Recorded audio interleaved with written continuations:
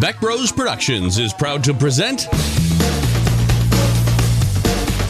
Omaha Junior Lancers High School Hockey.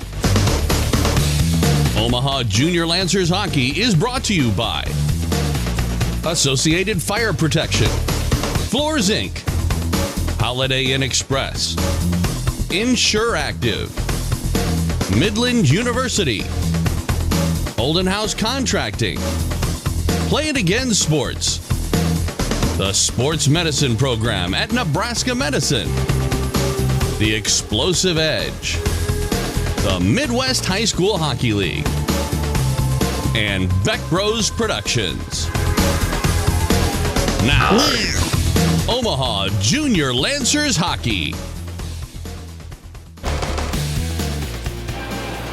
Welcome back to Ames ISU Arena for semifinal action here in the Midwest High School Hockey League tournament.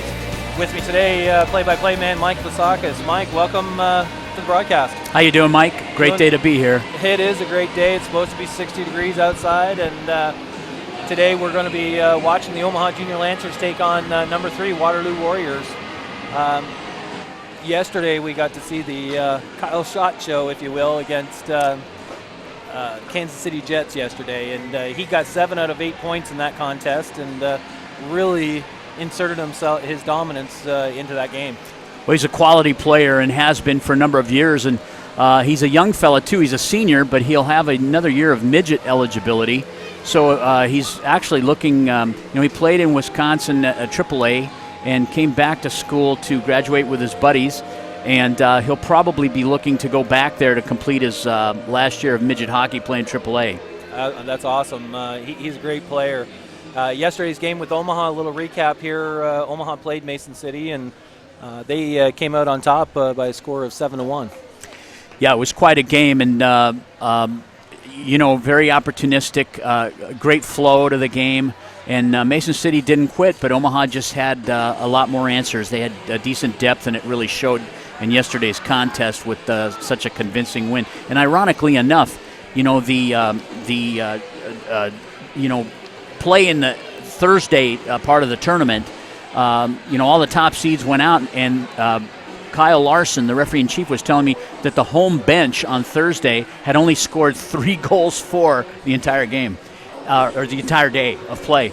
And the opposite kind of happened for the varsity contest. The top 4 seeds kind of won convincingly. Thursday was the day of upsets, and Friday the day of blowouts. Yeah. Yep.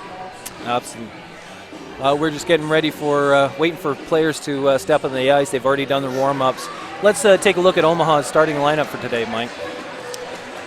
We've got Omaha starting lineup number 89, Austin Estep. He'll be centering number 4, Alex Skratsky, and number 15, Brendan Hill. On the defensive pairings, there'll be number 81, Noah Payton, and number 32, Dane Hickey. And today between the pipes is 34, junior Luke Weberg.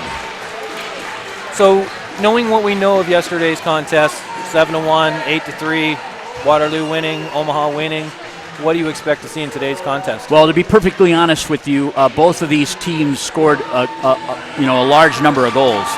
And into the 15, 16 goal category. But I don't think you're going to see that today. I think you're going to see a real game, and this is going to be a battle. It'll be a defensive battle. It'll be an offensive battle, and it'll be a battle between the goaltenders. And both teams possess quality players at each level, and forwards, defense, and goaltending. Looking at Kyle Schott, again, we keep talking about him because he was so explosive in yesterday's game. He is one player that if you don't, I'm not saying you have to key a whole team on, but if you're not, at least laying a body on him, he's going to expose your weaknesses and make you pay for it. You know what? Like yesterday's game where there was turnovers in the third period, Kyle Schott would make you pay for each and every one of those. Absolutely. He's that kind of a player. He's a difference maker. He's a kid that can literally wreck a game. And you know what? They've got other players too. So he's not the only one, but he's probably one of the top players in the league at doing what he does. And so Omaha's going to have to key on him, and we'll see what happens here. They're ready to drop the puck. They're at center ice right now. Game's on. Puck is dropped. Omaha wins the draw. Back to Dane Hickey in the Omaha defensive zone. He indirects it into neutral ice. Steck picks it up. He lays it back on the opposite side, tries to find shot, and Omaha able to dump into the zone. Warriors set up behind their cage, move it up the right wing half wall, try to chip it out. Puck was kept in momentarily by Payton. Omaha clears, and he dumps it back in. Waterloo will play it from behind their net. They launch at the length of the ice, and we'll have our first whistle and an icing call. And this will be brought down to the Warriors' defensive zone.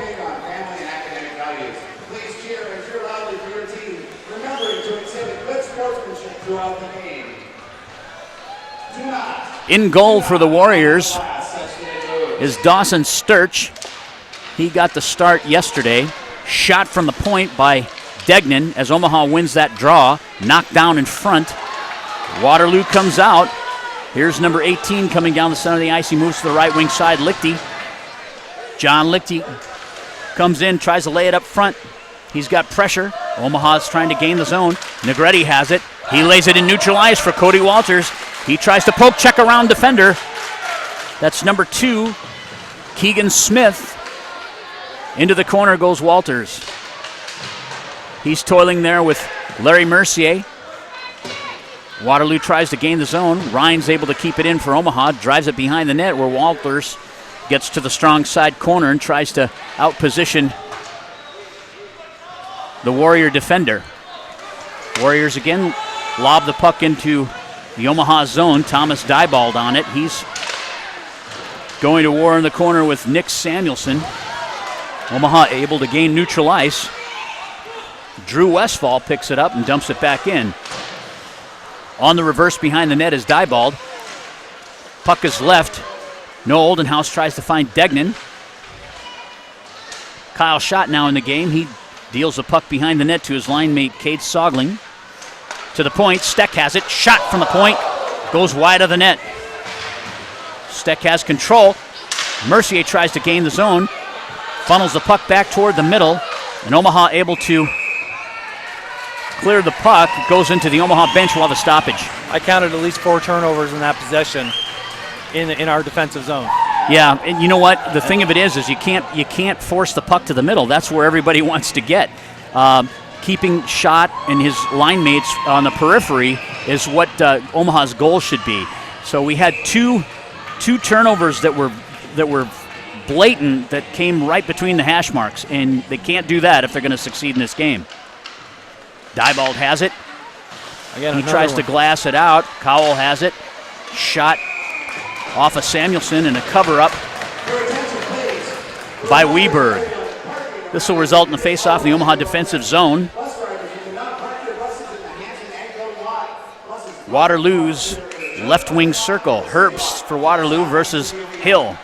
Hill takes the draw. Waterloo wins it. They drop it down into the corner for Samuelson. He's playing it up the half wall. Intercepted by Hill. Hill's got E-Step with him. E-Step overskates the puck in neutral ice, and back on the attack come the Warriors. Diebold now has it. Trying to find some skating room. He bumps Smith off the play. And E-Step has it. He gains the red line and gets a shot on goal. Sturch loses the handle, and out comes the Warriors with a one-on-one opportunity in the Omaha zone. Payton plays it off the half wall. And a backhand chip play into neutral ice backfires, and Omaha has to come back in their zone and regroup. E-Step has it. He rings it off the glass. Shot from Steck goes into the far side corner where Payton plays it. Payton has Hill. He's going to take a look. He escapes back into his zone, moves it up the half wall to Hill, but it's intercepted by Beal. Beal lays it in. Shot from the point from Westfall goes wide of the net, and a redirect by Sogling in front of the net. Weberg with a save. 13:29 mark of this first period. Scores are knotted at zeros. So far, Waterloo with the big pressure. There's the shot that was the dump in that Sturch had a hard time handling, but Waterloo came right back on the attack. Beal on the dot against Perry for Omaha. Shot off the half wall by Steck. Waterloo with control right now, and another redirect to Weberg. Omaha's going to have to stave off this real aggressive play here by Waterloo. They're changing personnel groups. Soglin and Beal and Schott are coming off the ice right now, so they'll have an offensive zone faceoff. Number 6, Coulter Dupree, is on the faceoff dot against Joe Negretti for Omaha. Puck is dropped. Omaha gains control. Payton tries to move it up the right wing half wall.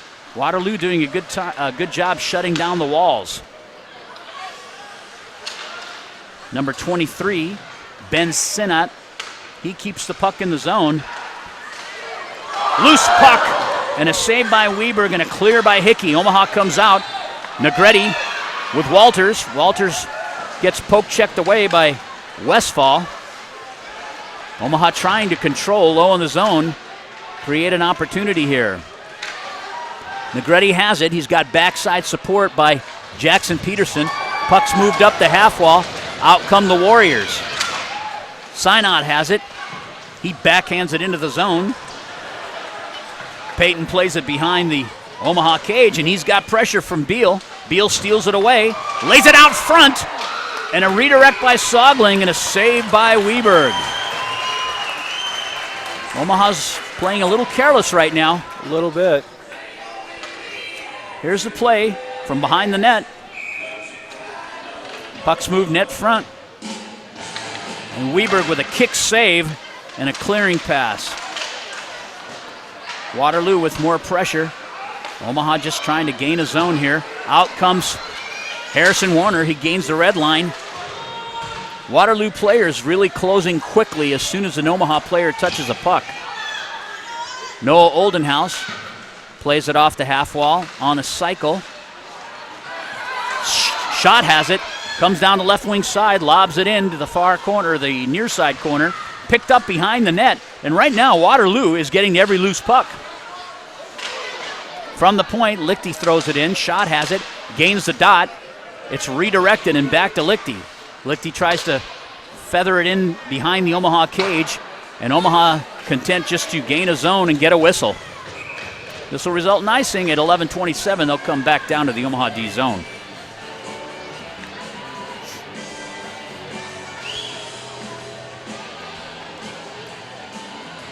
This faceoff will be to Weberg's glove side. Hill is on the dot. He'll go up against Carter Herbst. Omaha wins the draw. Diebold has it. He steps up behind his net. He comes out. He's got some skating room coming down the right wing side. He's got good speed. Crosses the red line. He's going low in the zone. He's looking to dish it. He comes around behind the back of the net and leaves it off the far side. In there is Hill. He'll try to seal off the wall. Omaha with few shots on goal thus far. Roth has it. He shoots wide of the net. The puck comes back out. Diebold pinches. Waterloo's on a 2-on-1, but Evan Roth with a great back check covers the ground, and Waterloo is redirected and out of play. You don't see that very often where Diebold pinches and doesn't keep it in. Typically, he's very deliberate. He looked like he was a little hesitant there, you know, and rightfully so. I think the speed of Waterloo players there were maybe a little surprising to him. I think so. Right here, the puck comes up the half wall. He pinches. He gets poke checked around.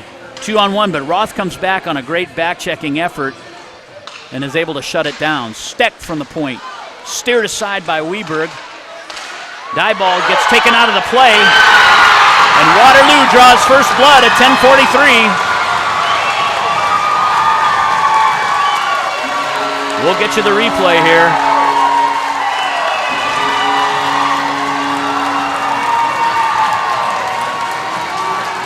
Off the faceoff, Steck with a shot. Weberg unable to glove it cleanly. Comes back around, goes off the post, gets caught out of position, and there's the bury off the strong side post. Well, first goal's out of the way, and it's time to settle down. So Waterloo scores first. Your score is 1-0 at 10:43 left in this first period. They're sorting out the goal scoring and the assists. Waterloo wins the draw. Shot has it just under the pad of Weberg as he has a quick shot. Weberg with a save, and they almost bit Omaha again.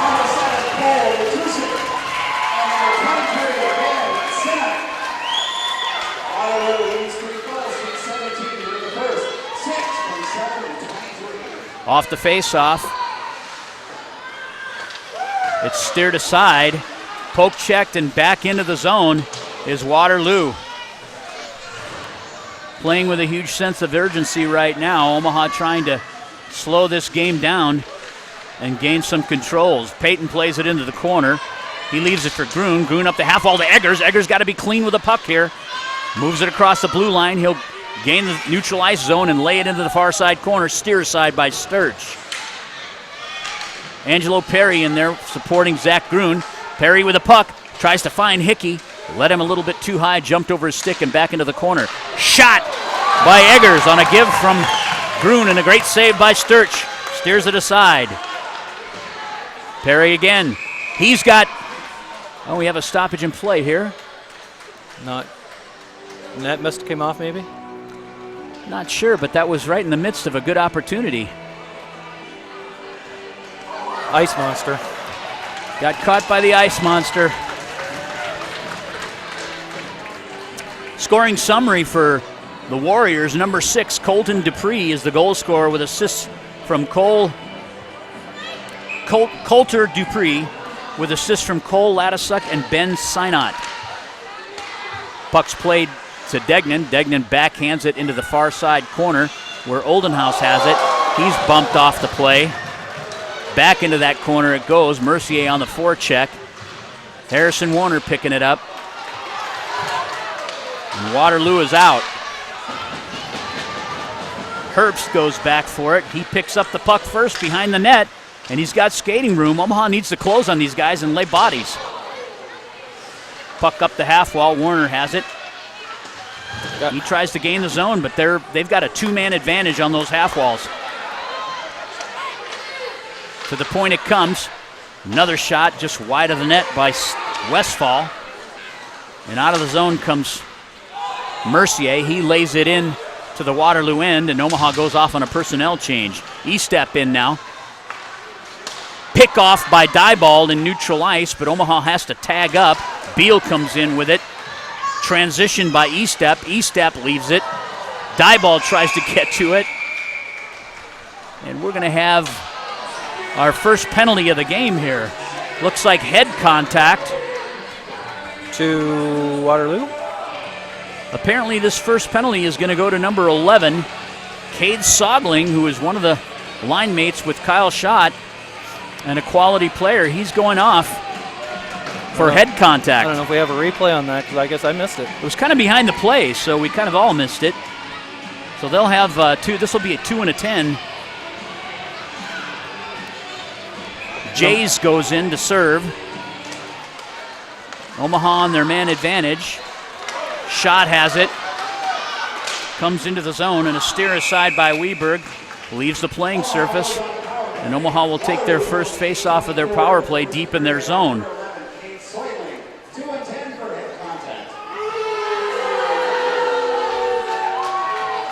Well, judging by the crowd on the Sogling penalty for head contact, they didn't see it either. So it was behind the play.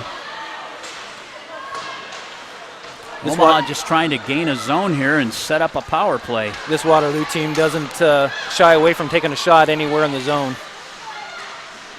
Puck comes back to the point where Payton has it. He feathers it in just off a post. Omaha trying to gain control here. Back to Payton. He goes D to D. Back to Payton. From Diebold, a shot and a redirect just goes wide of the net off the left side post. Waterloo gains control and able to clear. Omaha will go back. Payton plays it for Diebold. He comes out of the zone. He's got some ice. Looking to dish it. Tries to hit Jackson Peterson and ends up on the stick of number 18, John Lichty. Lichty gains control, and Waterloo able to clear. 56 seconds left on the man advantage. 7:28 left in this first period. Waterloo leads 1-0. Out of the zone comes Degnan. Almost intercepted a pass in the defensive zone. In comes Skratsky. He's stripped away. And Waterloo able to clear the zone. Hickey has it, makes a nice move. He goes D to D behind the cage to Degnan. Degnan moves it back to Hickey on the right side half wall. He comes in the right wing side, gains the blue line, and a shot, and a glove save by Sturch. Stops Dane Hickey. 6:51 mark. Here's a replay.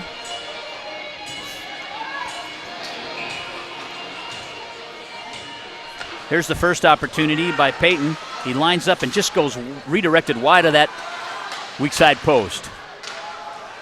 Omaha wins the draw. Back down low into the zone is Hill. Hill can't handle the puck. Comes back up the corner to Hill. He finds Hickey. Hickey drives a shot. Goes high and wide of the net. Puck comes to Degnan. Degnan's poke checked out of his feet.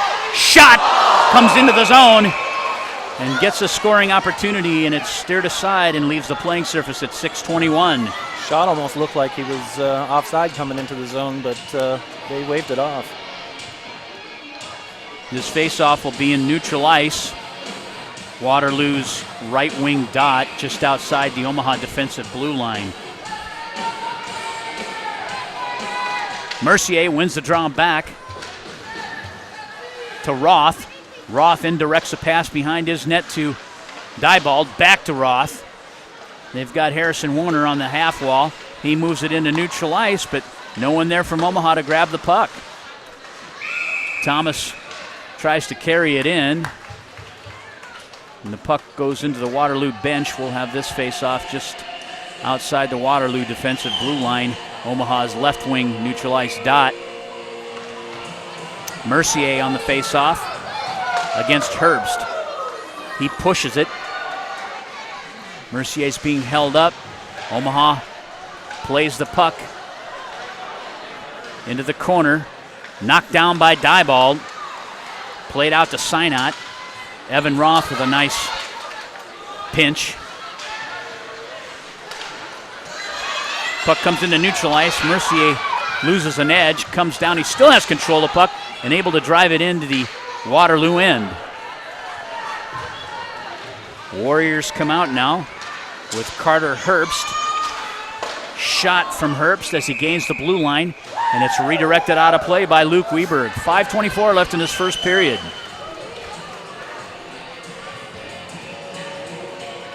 This faceoff will be to Luke Weberg's blocker side. Angelo Perry on the dot. He'll face Jake Beal. Puck is dropped. Omaha momentarily wins the draw. Comes back to Waterloo. Grun and Beal run into each other, and Omaha able to put it into neutral ice. Waterloo dumps it back in. Hickey on the retreat. He indirects behind the net. Payton has it. He moves it up the half wall. Egger can't handle the puck. He picks it up at the red line. He's coming down the left wing side, tries to get by Beal. Poke checked away. Eggers has it, and a shot and a kick save by Sturch. Right in the high slot area. Westfall brings it out, intercepted. Omaha has to pull the puck back. Payton trying to buy time so the team can tag up. Perry almost picks it off, coming into the high slot, and Waterloo clears the puck down to the Omaha zone, and icing will be the call. Here's a replay. Nice shot, bounce off the half wall, and Eggers with a quality shot on Sturch. You know, we can't see the shots on goal because they're way behind and putting any shots in the point streak. But it's got to be 2-1, easy. Well, I'm sure it is. But the point I was going to make is Omaha needs to get more shots on Sturch. No doubt. He's looking a little shaky right now. Herbst leaves it up front. Picked off by Walters. Walters with forechecking pressure by Samuelson steals the puck away. Rhines now has it. He moves it back up to Walters. He's trying to gain the zone. Omaha not having a lot of success coming out of their end. Walters now has it. He's coming down the left wing side. Tries to stick handle behind from Keegan Smith. Synot with a puck. He gets poke checked away by Degnan. Out into neutral ice. Jackson Peterson tries to fish it through. Out it comes into neutral ice where Cowell picks it up. Kyle Cowell lays it in the Omaha zone. Diebold has it. He's got pressure. He's trying to knife his way through the ice. Coming down the left wing side. He's got to his forehand. Shot just high and wide of the net. Roth keeps the puck in. Goes down into the strong side corner where Beal plays it out. And now Schott is on a race for the puck. And a great save by Weberg as Kyle Schott kind of ran out of real estate there as he was facing some pressure coming into the zone as he was chasing down that puck. Another steer aside by Weberg. We got to be putting pressure on these guys down low. We're waiting until they get the puck and decide what they're going to do with it. Diebold leaves it for Hill.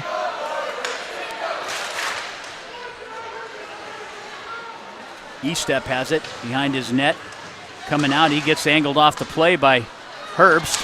Still moves it up to Skratsky, who tries to gain the zone. And here comes Herbst and Synot. Redirected shot and a cover up. Off a redirect. Luke Weberg able to save the day there. 2:27 left in this first period.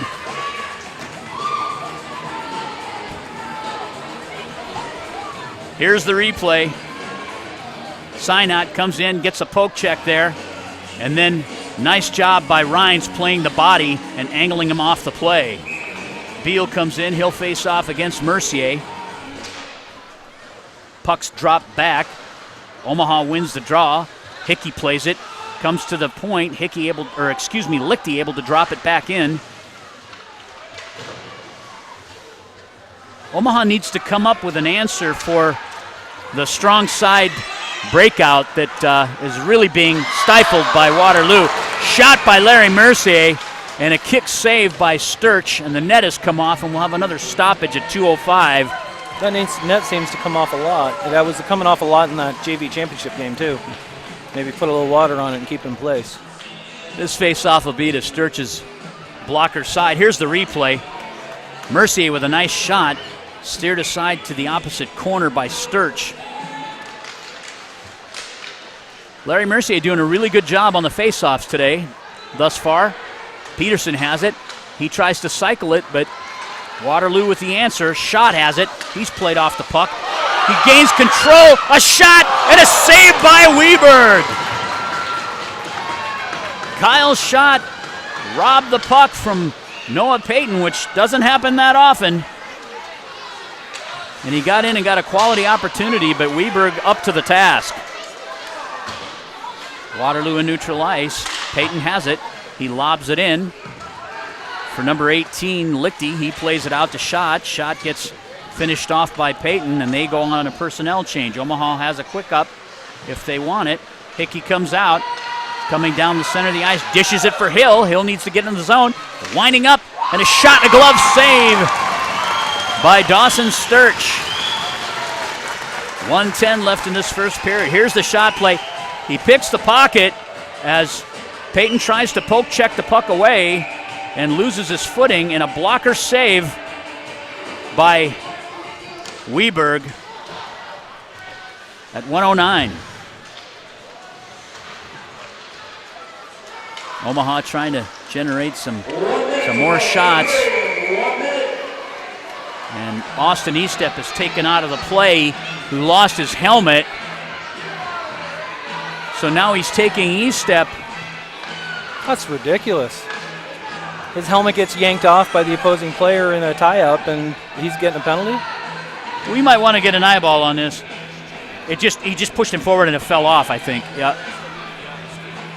So he has to leave the ice. So there's no penalty. There's no infraction.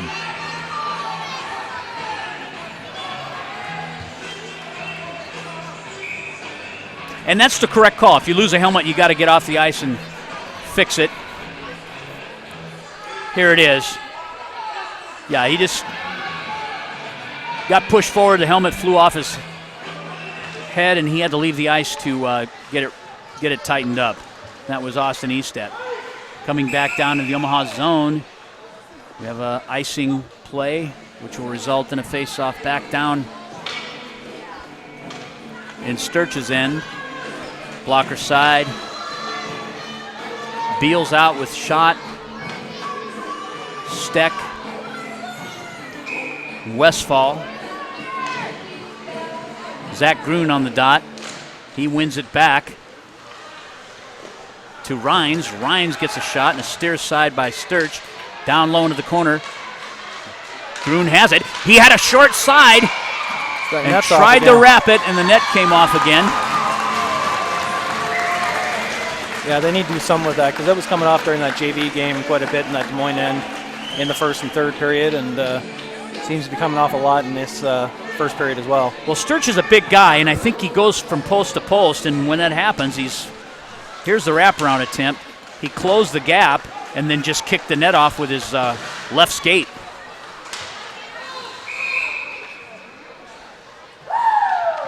Puck's left the playing surface. 31.9 seconds left in this first period. Waterloo leads 1-0. We knew it was going to be a game today, but so far it's been all Waterloo.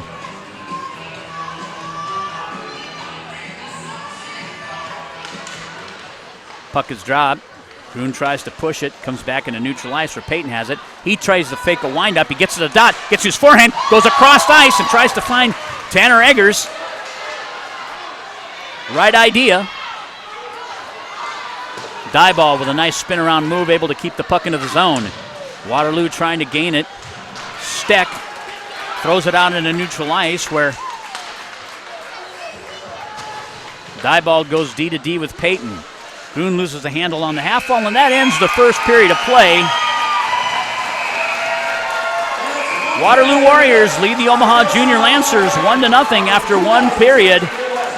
We'll be right back with second period action. You're watching the Omaha Junior Lancers Hockey Network.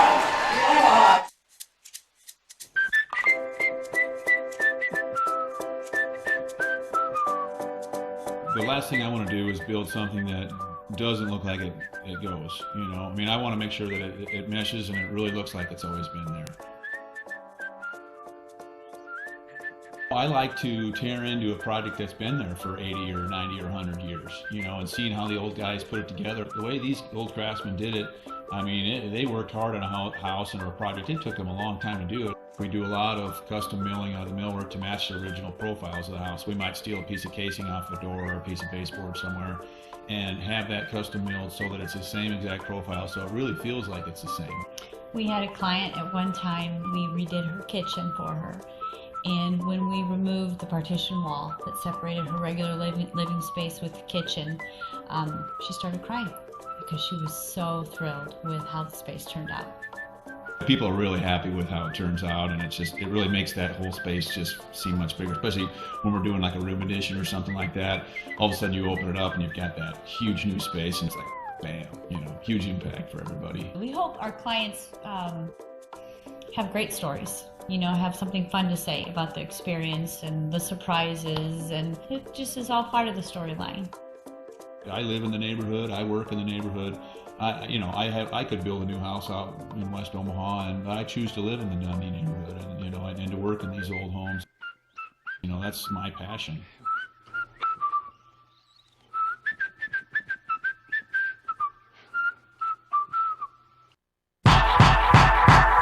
The sports medicine program at Nebraska Medicine is proud to be the athletic trainer and sports medicine provider for Omaha Junior Lancers high school hockey. The multidisciplinary program is uniquely designed to bring together physicians and professionals from specialties and subspecialties, collaborating to develop a customized treatment and rehabilitation program for each patient. The sports medicine team includes experts in primary care, sports medicine, orthopedics, neurology, physical and occupational therapy, and athletic training. For injuries sustained during any activity, count on one team for treatment. To make an appointment with the sports medicine program, call 1-800-922-0000. Nebraska Medicine. Serious medicine. Extraordinary care.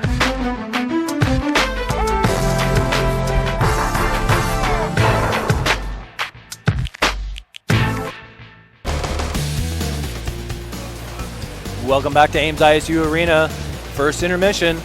The number 3 seeded Waterloo Warriors leading the number 2 Omaha Junior Lancers 1-0 in this semifinal action game here at Ames, Iowa. Well, Mike, first period thoughts?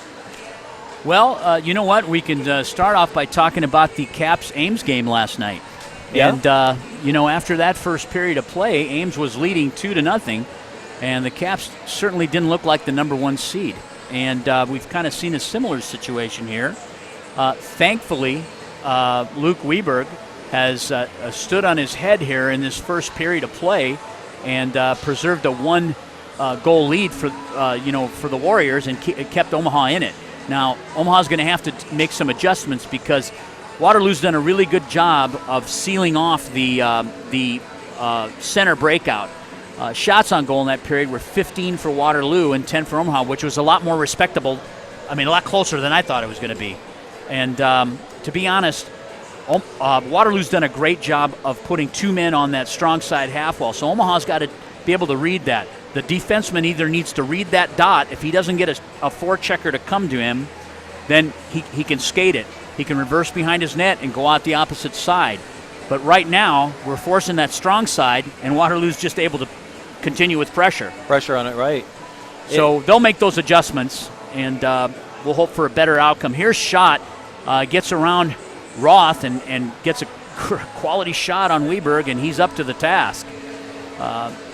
Here's another play. This is the poke check that he stole off the stick of Peyton, and another great save by Weberg on Kyle Schott. But you can see what kind of a dangerous player he is. He gets in the open. He's a great skater. He's skilled. He's opportunistic, and he'll beat you if you let him. And Weberg was up to the task there. Yeah, I don't know if it went off that post or not. It looks like it might have. Yeah. Or his stick. Yep. Or off the knob of his stick. I think it's the post. And do we have a shot of the first goal there? We'll find it. In the meantime, Omaha's going to have to do a better job getting more shots on Sturch and, trying to establish their power play. They weren't able to do that. There's the shot from the point. Comes in, goes back around, and then right there off the weak side post, player was left unattended, and he's your goal scorer. Yeah, the Omaha Junior Lancers, like you said, they're going to have to do a better job in going to opposite sides and for the breakout. But the more shots they get on Sturch, the more chances. We've seen the shots that they have had. Yeah. Rebounds and not handled cleanly. No, and if we crash that net, yep, we're going to get opportunities to score goals. Absolutely, we will. Kind of like what we did yesterday several times. We were crashing the net, and we were able to, get a couple goals that way. That's how we're going to have to play the second period. Law of averages says, for every 10 shots, there's a goal allowed. And so we have to generate more offense and better protect the puck and then find a better way other than that center breakout to come out of our end. Absolutely. And I'm sure Coach Early will be sitting the boys down and kind of addressing a lot of that stuff. If you're Waterloo, though, you're up 1-0. You've dominated the first period. What's Coach Cook going to say to his club? More of the same. If it ain't broke, don't fix it. But this is a different game than they were in yesterday. Oh, and I'm sure he's already talked to the players that this is going to be a game, and they're not going to. I don't think either team is going to run rampant with scoring a flurry of goals. This is going to be a 2-1, 3-2 type contest, in my estimation. Omaha has a great defensive team as team defense, and we have very good quality defensemen and a quality netminder. If it ain't broke, don't break it. We need to keep more of that mentality, and just buy time, don't panic, stay poised. You're in a 1-goal game. That's an easy, like we said yesterday, Capitals down 2-0 at the end of one and end up winning 8-2. 8-2. So anything can happen. And we'll see what adjustments are made here in the second period. We're at first intermission, where the Waterloo Warriors, the 3rd seed, lead the Omaha Junior Lancers 2nd seed 1-0 after one stanza of play here. We'll be right back with second period action. You're watching the Omaha Junior Lancers Hockey Network. Omaha Junior Lancers Hockey would like to thank our sponsors this season. This Omaha Junior Lancers Hockey webcast is brought to you by Associated Fire Protection, total fire protection for business and industry. Floors Inc., commercial flooring in Lincoln and Omaha. Online at floorsinc.net. Holiday Inn Express, 7306 Q Street in Ralston. Insure Active, making insurance decisions easy. Call 866-267-6507 or visit insureactive.com. Midland University, your collegiate hockey career starts here. Visit midland.edu or midlandathletics.com. Play It Again Sports in Canfield Plaza. Trade up and save. The Explosive Edge, maximizing athletic performance. Visit explosiveedge.com, the official strength and conditioning coaches of Omaha Junior Lancers High School Hockey. Thanks to all the sponsors of Omaha Junior Lancers High School Hockey.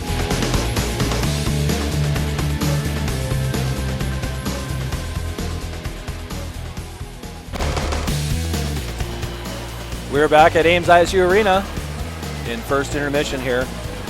Just waiting for the Zamboni to clear it and get the teams back on the ice for second period play. Almost forgot what period we were doing here. They just wrapped up the ice make, and Zamboni's leaving the surface here. Teams should be out shortly. Officials haven't gained the ice surface just yet, but the 17 minutes will go up on the scoreboard soon. And we'll have second period action. We want to thank all of our listeners that are, or viewers that are tuning into the YouTube broadcast this weekend, and hope you're enjoying the gameplay action. And want to go ahead and thank Joel Becker for putting up with Mike and I this weekend and producing the broadcast. And shout out to our cameraman, Rick Rhines. He's been taking care of our camera and all season long with home games and taking care of us here on the road with tournament action. So thank Rick, you. you got a real camera that you're working with. He said he loves it. Yes. So thank you guys. We appreciate the assistance this weekend. The refs are on the ice. Refs are on the ice, just awaiting the teams. And I believe the Warriors are out. They'll switch ends. Sturch will come down to the opposite end of the ice, waiting on the Junior Lancers to hit the ice surface. They're out. They'll get a couple laps here for warm-up and a little stretch, and then we'll be off and running for second period action. I think one of the things that kind of surprised, we hadn't seen Waterloo since early in the season. And we played in Waterloo at Young Arena, and that's an Olympic ice sheet. They're used to skating on big ice year-round. And they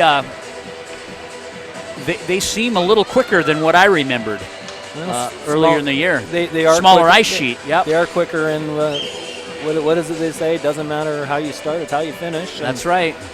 Waterloo has a huge contingent of fans here. Oh, yeah. And they think they bought a couple school buses from the various high schools that support the team. And they're very loud and boisterous. They travel pretty well. No, it's only a couple hours down the road, right? Yeah, not very far. Yep. With that said, that doesn't mean that Omaha couldn't have brought their own, too. Well, we have a pretty good size, too, but... We have a good contingent here, too. Mainly parents. Yes, mainly parents, and you don't have the high school element that you see in Waterloo, Mason City, and some of those other programs. No, we have kids from multiple probably schools. About 11 different schools, yep. Teams are at center ice. We're ready to get underway. Clark drops the puck. Omaha wins the draw back. Degnan drops it for Peyton. Peyton moves it over. Hickey tries to find neutral ice, goes back to his deep partner. Omaha able to gain the zone. Steck comes back, plays it out of his end on a hard wrap. Rims the puck. Omaha unable to keep it in, so in neutral ice, Peyton has it, gains the red line, and back in. Westfall now on the retreat. He's going to try to regroup. Degnan playing a forward position right now. He comes to the front of the net. He's kind of in the blue paint area, getting pushed out by Steck. And we will have our first whistle of this second period.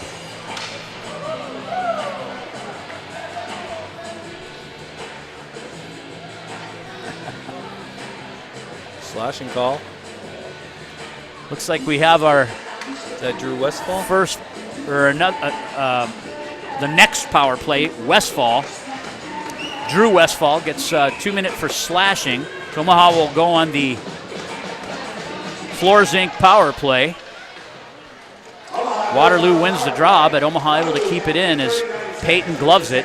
Omaha just has to show better control here with a puck. It's like we're not protecting it. There's no sense of urgency right now. Diebold has it, gets to his forehand, gains the red line, drops it over for Peyton. Peyton with a shot, and a blocker save by Sturch. In the corner goes Jackson Peterson, who had a banner day yesterday, moves it up D to Diebold and redirected over the top of the net from the point shot. Peyton has it again, drops it down the half wall, right wing side. Shot is knocked down in front. A Walters shot gets knocked down in front by a Waterloo defender, and they are able to clear. 1:09 left in this power play. Diebold gains the red line. He'll lay it in. Poke checked away by Keegan Smith, and Omaha has to retreat and regroup. Pates has it, moves it over to Diebold. Diebold coming down the left wing side, back to Peyton, opposite side. He goes far side, weak side to Grun. Hill tries to get it deep, can't do so, and Waterloo back out. You know, you got to get the puck deep, and you can't mess with it 10 feet inside your defensive blue line. Shot now has it. He'll go for the big skate. Lays it back into the Omaha defensive zone where Degnan has it. He indirects it to Hill. Hill turns it over in his D zone. Omaha gains control, and we'll have a penalty here. That's just lazy play right there that causes that him to take that penalty and for Schott to get that turnover in our zone. Here's the call. He gets a step and a chicken wing elbowing call there against Kyle Schott. And a misconduct. Jeez. And now he's got a 10-minute for chirping.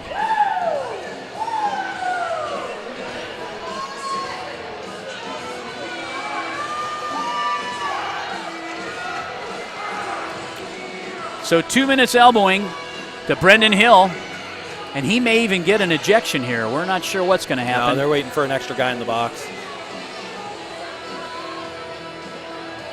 So he'll get 2 and a 10.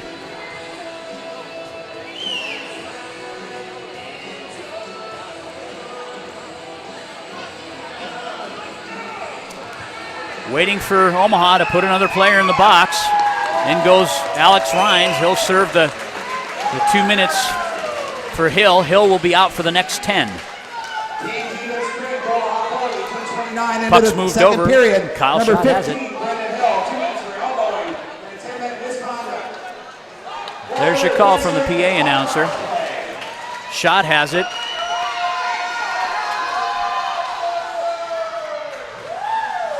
He comes into the zone, down into the right wing faceoff circle, back and forth between him and Steck.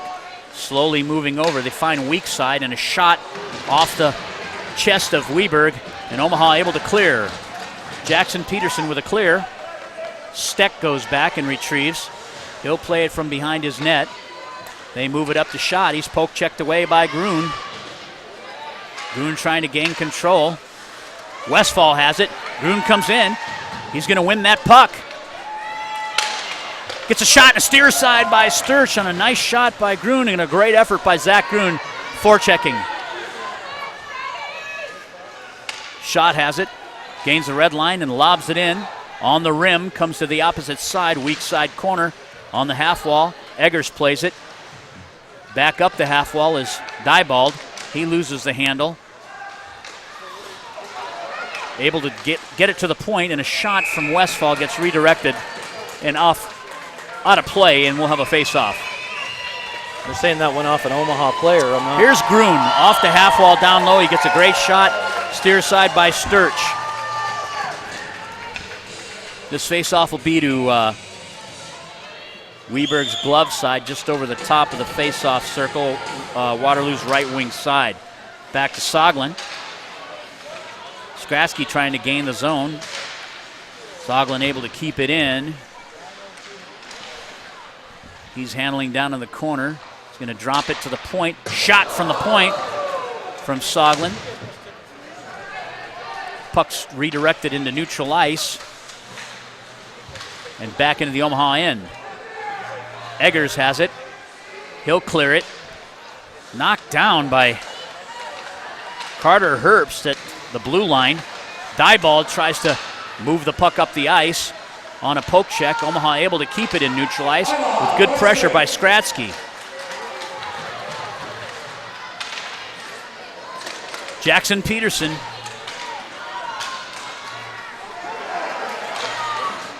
Omaha loses the puck. There'll be another delay call, and this will be for slashing. Tripping. Tanner Eggers going off on a 2-minute minor for tripping. Here's the replay. Yep. Chopped down Carter Herbst just inside the blue line. You can't do that. You know you can. And you know penalty trouble is gonna get us in trouble here. You can't keep successive penalties and keep Waterloo off the board. You can't get frustrated and take stupid penalties. Omaha able to clear. Grun drops it down. Now we have directed with a high stick.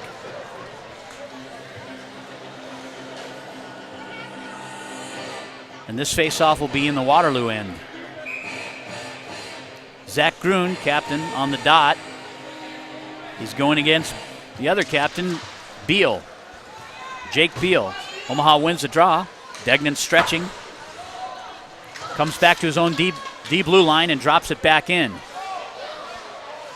Dylan Steck goes to Sogling on the weak side, back to the far side to Shot, and Waterloo is in the zone. Sogling has it behind the net. Drops it down low for Shot, comes to the point. Steck loses the handle. Drops it in for Beal. Backhanded from behind the net by Kyle Schott, and Steck able to keep it in the zone. Back to the point. Good front by Jackson Peterson. That shot goes wide of the net. Beal plays it out of the corner to Sogling, and he backhands it into the far side corner where Schott has it. Gives it to Beal. And Omaha able to clear. Degnan with a nice clear. 52 seconds left on the man advantage. Omaha changes personnel groups. Puck's moved into neutral ice to Cade Sogling. He comes down the right wing side, is sealed off by Diebold. Puck comes to the point where Schmidt lobs it in. Back to Herbst, the opposite side point, and Omaha able to clear. And Larry Mercier on the chase now with Steck. Tries to play the puck. He's ridden off behind the play.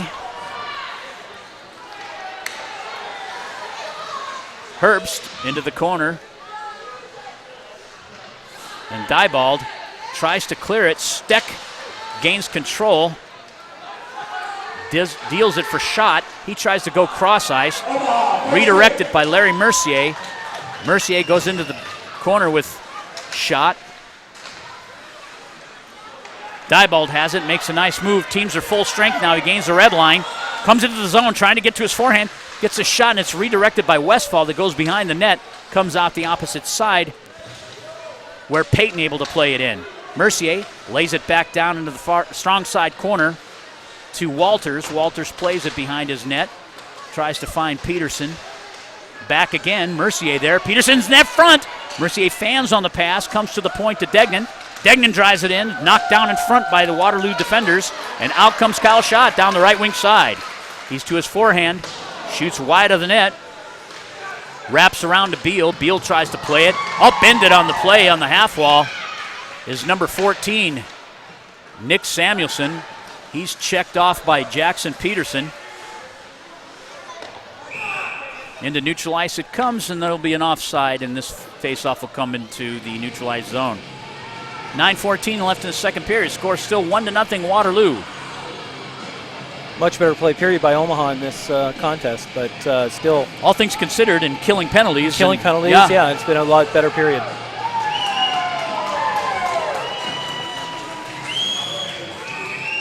Myers ready to drop the puck. Beal's on the dot. He's going to see Austin Estep. Estep wins the draw back. Comes to Degnan.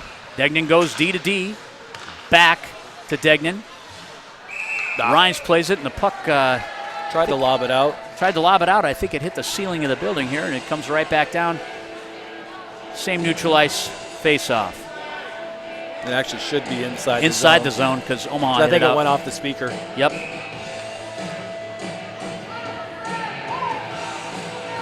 So Estep and Sogling now. Estep tries to push it forward. Comes back into the Omaha zone. Omaha wins the draw. Degnan back, goes D to D behind the cage to Harrison Warner. Loses the handle, and backhand by number 11, Sogling, goes to the opposite side. Skratsky down low. Werner has control now. He tries to gain the zone and does so, but Schott picks up the puck and drops it back in. Degnan has it. He goes D to D. Rhines bringing it out into neutral ice. Tries to find Estep. Estep with a nice move and just let himself a little bit too far. He goes back down in the strong side corner to play it. Comes out, makes another fine move. But poke checked away, and now Schott has it. He's coming across the ice. He tries to go east to west. Good poke check by Alec Ryan, breaking up that play. Sogling tries to play the puck out into the high slot area and misses Steck. It goes the length of the ice.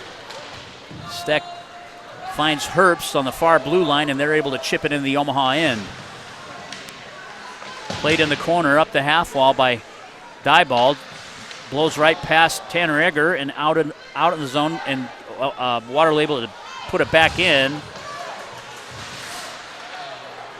Roth has it. He tries to gain the zone. Grun now picks it up. Backhands it in off the right wing side, and into the zone goes Angelo Perry. Puck comes out low to high from behind the net. Zach Grun trying to find Perry at net front. He's playing from behind the cage. Wrapped. Roth on the pinch. Nice read by Roth. Overskated the puck. Diebold has it. He steals it away from Samuelson and lays it into neutral ice. In the zone comes Egger with a shot. He goes wide of the strong side post. Picked up behind the net by Diebold. And we'll have another net. Oh, the net came off down there. Amazing. You know what? I think the net only comes off if a guy's wearing a red sweater. What do you think, Joel? So far, that seems to be true. I think he'll get a warning on this. Well, you would think also they would take some water and water them down. Try and fix it a little bit so it doesn't happen as often. You know, if you remember the last few years, these nets don't stay on real well, but there's things they can do to help solidify them in there. Omaha wins the draw. Down low, back up to the point is Peyton. Peyton drops it down the half wall to Peterson. Back to Peyton. Peyton tries to find it through. Puck's net front and loose. Omaha's got to be quicker getting on those loose pucks. Good anticipation by Waterloo as they come out of the zone. Omaha tries to move it up the half wall to the point. Westfall. Shot and a steer side by Weberg. Into the corner, Waterloo goes. They try to make the big hit. Bumped bumped around.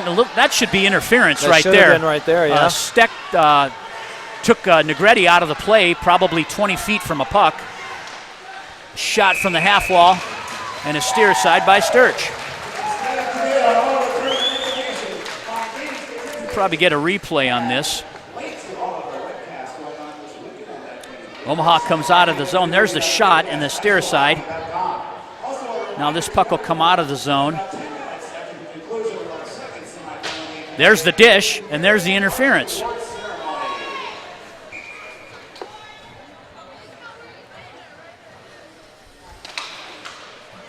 We talked a little bit about these nets and how they come free, but ironically enough, with Weberg on the opposite side where the net had come off multiple times in the first period, has not come off once. So as we joke about the the net only comes off with a red sweatered player, we just have fun with that. Into the corner goes Omaha. They're in their D zone now, trying to break it out. Out the puck comes. Tanner Egger on the chase. Lichty on it. He tries to hard wrap it to Cowell. And Cowell redirects it into Kevin Freestone, who is on the far side of the Omaha bench there. We'll have a face-off.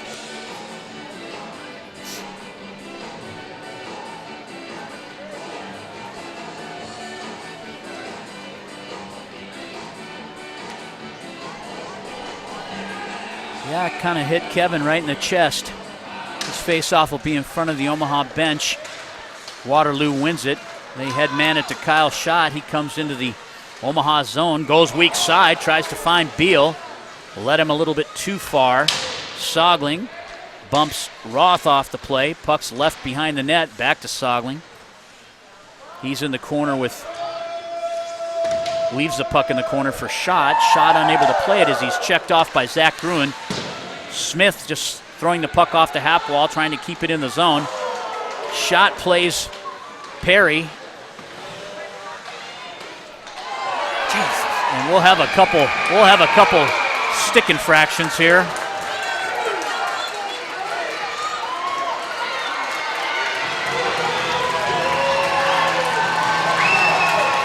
They got Evan Roth going for what? I guess I missed that. Well, I think there was a slash. You could hear it. I'm not sure who did it, but it looks like two Omaha players are going off. I don't understand how you can take two Omaha players at that point unless we missed something. Well, Perry just got tripped there, crossing the blue line, but here's a slash. Whack. And that's deserving. Yep, so he's off for 2 minutes. Not sure why the penalties against Evan Roth.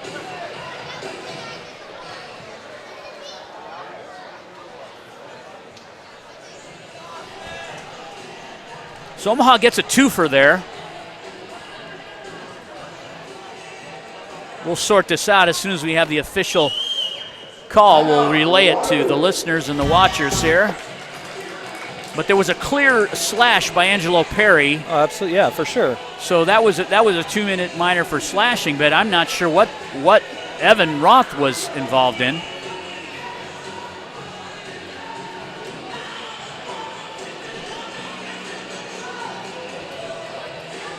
The officials are discussing this. Unless it was because he came in to pull Angelo out of the mix, but hard to say. Officiating in this tournament has been stellar. It's been very good thus far.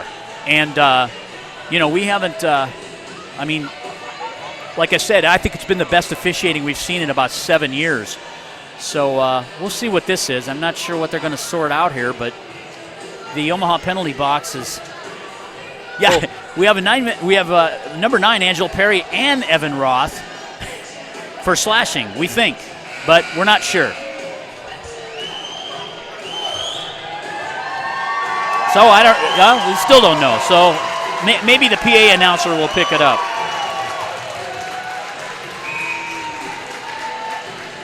So Omaha, 2 men down.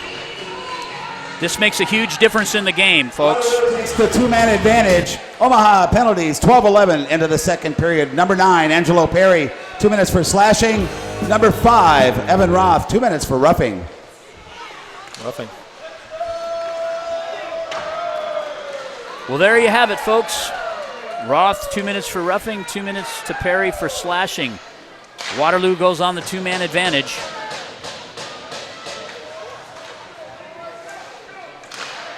They're feeding that Sogling from the top of the point there. Hard wrap by Omaha, and they're able to gain the zone. Payton's out with Diebold and Jackson Peterson. Beal panics as he gets pressure from Peterson and lays the puck into the Waterloo bench area. This face-off will be in neutral ice. Petey's on the dot. Schott wins it back to Sogling. He goes D to D to Samuelson. Or excuse me, that's Steck. He comes in short side, gets a shot and a pad save by Weberg. Goes into the corner. Omaha trying to freeze it. That's how you gain control. Omaha's 2 men down. They're trying to freeze the puck. Waterloo puts 3 guys on it, and they come out with it. Back to the point to Steck. Samuelson coming down low. Sogling, shot, knocked down in front, and a clear by Omaha. Great job by Diebold clearing the puck, and then again, Sturch having a hard time even handling that puck. Omaha's just got to get some shots on this guy. Puck's redirected off the playing surface. I didn't see it go off anybody. I thought it went off an Omaha defender. It may have. I just didn't see it. Nonetheless, 22 seconds left. 22 seconds left on both these penalties. Puck is dropped to Westfall. Westfall drops it down the half wall. They go opposite side. Grun tries to front Steck out of the corner. Comes Sogling and he scores! Sogling comes out of the corner, gets to the dot, and he beats Luke Weberg 5-hole.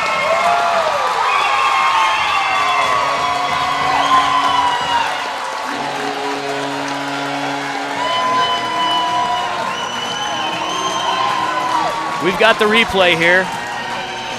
Westfall has it, lays it down. They go cross ice, down into the corner. Now Sogling will come up. He'll gain the dot and shoot it right between the wickets. I think it went off of that Waterloo player's skate, because that changed direction on Weberg.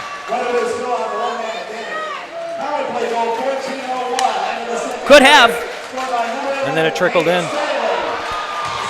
So the 2-for penalty really stings Omaha. They're behind 2-0 right now, with 2:44 left in this second period.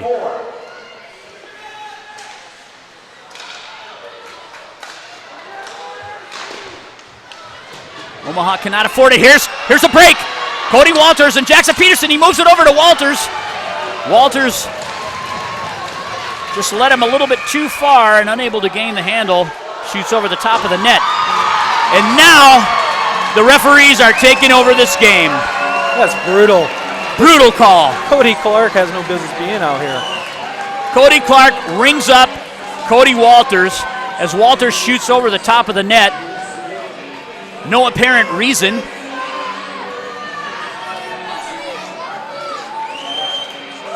You know, a coach wants an explanation, and then the guy that makes the call doesn't. He just stays right away. Won't even give him one.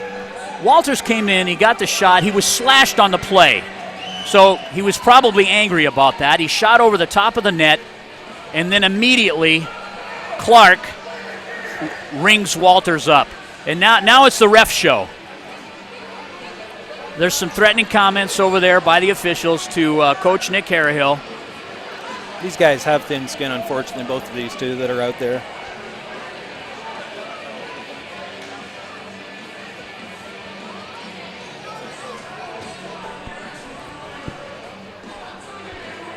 Yeah, it's too bad. They're overtaking it. It's not supposed to be about the armbands. And what's the extra 2 guy for?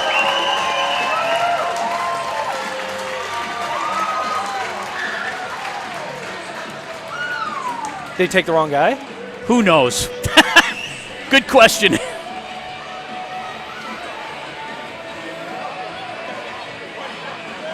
They don't know. Gong show, folks. Now he's back in there.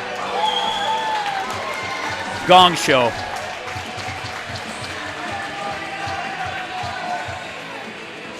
Anyway, the scoring summary is Cade Sogling, assist by Kyle Schott on a power play goal. 5-on-3, two-man advantage for Waterloo on the 2-for penalty that just occurred toward the end of this second period. Noah Payton over trying to talk to Myers, one of the linesmen, trying to sort this thing out.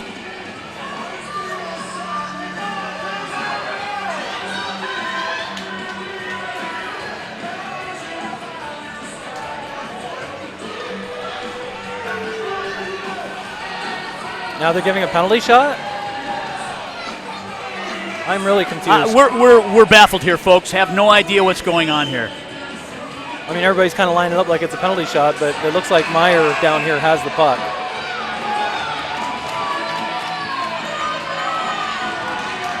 .223 left in this second period. And at that stoppage, it looked like Brendan Hill gets out of the box, too. He's back on the bench. Puck is dropped. 37 into the second period. Omaha Junior Lancers, number 14, Cody Walters, and number 25, Alex Rhines. 10-minute misconducts. We're 5-on-5.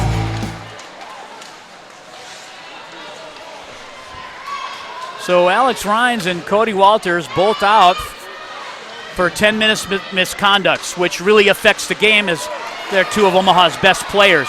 So we had a two-man advantage that was leveled against two Omaha players for a roughing call and a slashing call that gave Waterloo the second goal.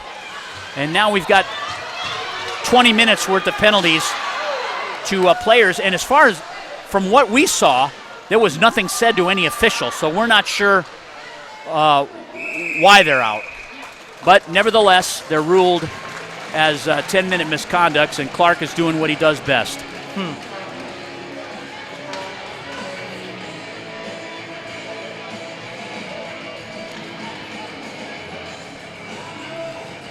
Here's the play. He got slashed, led him a little bit too much. He shoots the puck over the top of the net. He skated back around the net. Must have said something under his breath or to himself. I don't know who he would have said it to. But apparently, Clark heard it, thought it was directed to him. Of course, you know, the game's all about him. Omaha moves it up the half wall into neutral ice. It goes. Picked off by Hill. 1 minute to play in the second period. Shot. Steer aside by Sturch. Into neutral ice it comes. Back into the Omaha zone where it's played by Thomas Diebold. This will be icing. And this will come down to the Waterloo end with 46.3 seconds left in this second period.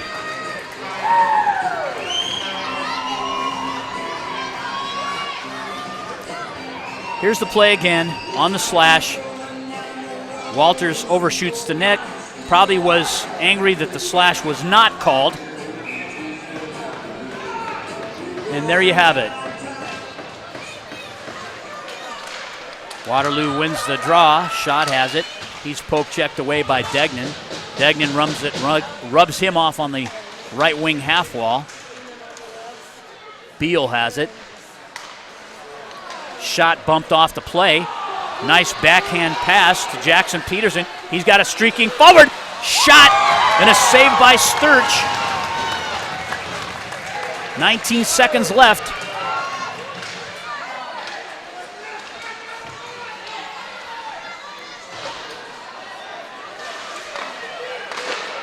Degnan down in the corner, leaves it out front. They try to find net front forward Jackson Peterson, and out Sogling comes. And that will end the second period of play. Your score is 2-0. Waterloo Warriors leading this contest after 2 periods of play. You're watching the Omaha Junior Lancers Hockey Network.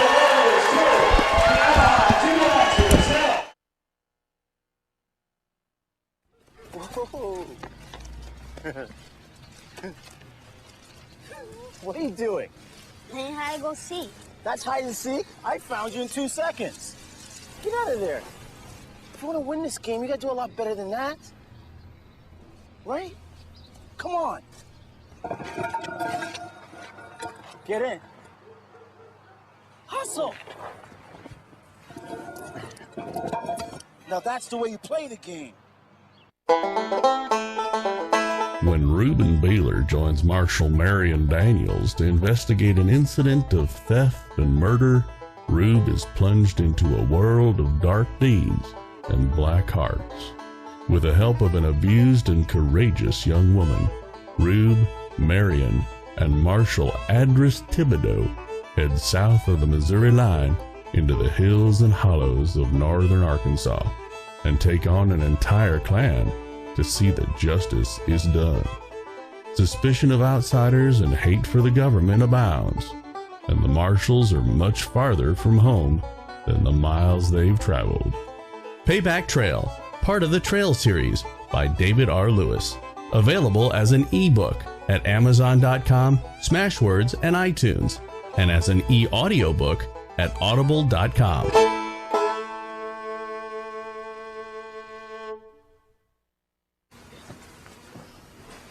Go get that donkey.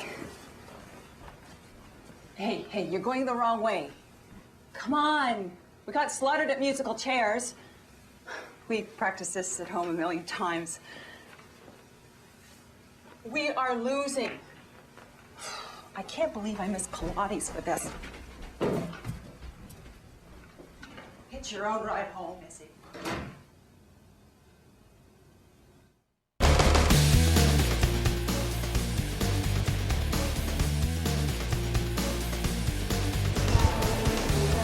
Welcome back to Ames ISU Arena for second intermission, where the number 3 seeded Waterloo Warriors lead the Omaha Junior Lancers 2-0. Mike, second period of play, Omaha settled down. They actually played a much better period, but that two-man advantage with Roth and Perry going into the box certainly didn't help, and they were at 11 seconds left. They were able to capitalize on that with a come out of the corner goal that squeaked through the wickets. Here's a goal where Westfield plays it down to Schott. Schott goes across the net. Sogling picks it up. He sees an opportunity here as there's a collapse there in the zone. He gets to the dot and sees a man net front, and he shoots it, and it may have gone off Beal's skate, but you can't really tell. It looks like it hits right between the legs and trickles in behind Weberg. And this replay, Joel, this equipment is phenomenal. I mean, you couldn't replay anything better than that. You can slow it down, and you see exactly what happens there. Sogling saw that he had a man with nobody on him on the strong side post. Shots right now. What was it at the end of one? Omaha had 15. It was 15-10 Waterloo. Yeah, so 16 for Omaha, 21 for Waterloo, but they've had the benefit of power plays. Two-man advantage resulted in the second goal, and we knew it was going to be close. It's still anybody's game, and but right now Waterloo has all the momentum, and Sturch is playing huge. He's playing big. You know, he hasn't seen a lot of shots, but he stopped all of them, so that gives him confidence. And then with the miscellaneous calls, really makes a difference in the game. Here's the last barrage. Peterson comes in. He beats the defenseman. He had a weak side forward, but he probably could have cut in front of the crease, but didn't realize that he had that much time and space, because he clearly had the defender beat, and the defender left his feet, and Jackson Peterson could have probably gone right around him. Drop the shoulder and go in hard. Nevertheless, it's 2-0. Here's the replay of that. Peterson comes in. Now this defenseman loses his feet. So one more step, he could have gained that shoulder and come through. And there he's got a trailing forward as well. He could have left it for him. But he saw a window of opportunity and tried to go 5-hole.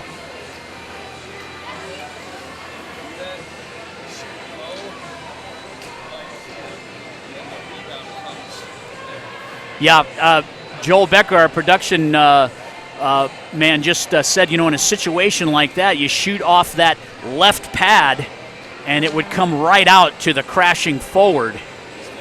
So you got to play your angles there. A little geometry goes a long way. So he went to the short side. If he'd have shot that left pad, it probably would have ended up right on the tape of, I'm trying to find out, is that Negretti? Yeah, that's Looks Joe like it. Negretti crashing the net. So he would have had a good opportunity there to bury. Omaha not out of it yet. 2-0's your game. We knew it was going to be a game like this. We knew it was going to be close. What we didn't know was how the penalty situations were going to affect the game.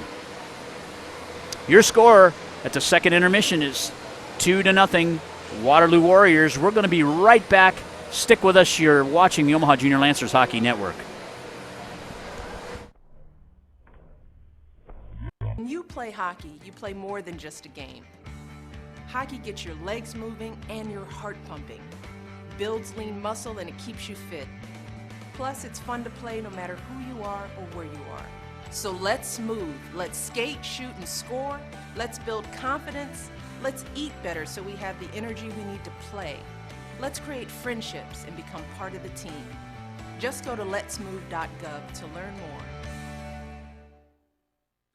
When old money and older entitlement invade Missouri, Reuben Beeler is dispatched by the Federal Marshal Service to investigate complaints from small farmers and ranchers that a wealthy Englishman has taken over an entire county. Rube leaves his wife and their baby at home and enters into a conflict where might is right and Sir Merritt Treadstone is prepared to do whatever is necessary to establish the Calico Cattle Company and his new American kingdom.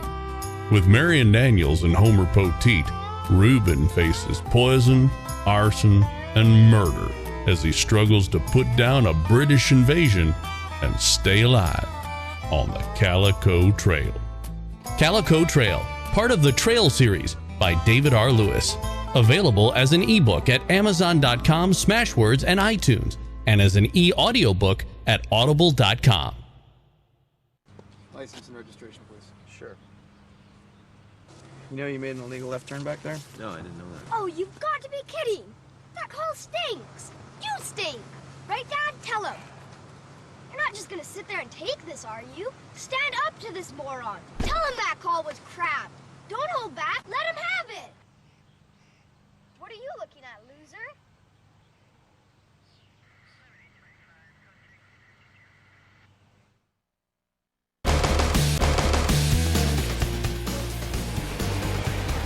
Welcome back.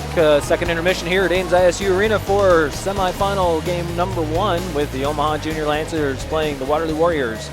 The Warriors up 2-0 right now. Mike, Coach Early, what are you thinking? You know, he's got to calm his team down. You can't get involved with all the talk, all the chirping, all the stuff that's going on between officials and whoever. You've got to see past that. You're in a 2-goal game here. 1 goal early in the period, not insurmountable. And you know how, I mean, Omaha and Waterloo are both capable teams that can score a lot of goals in a short amount of time.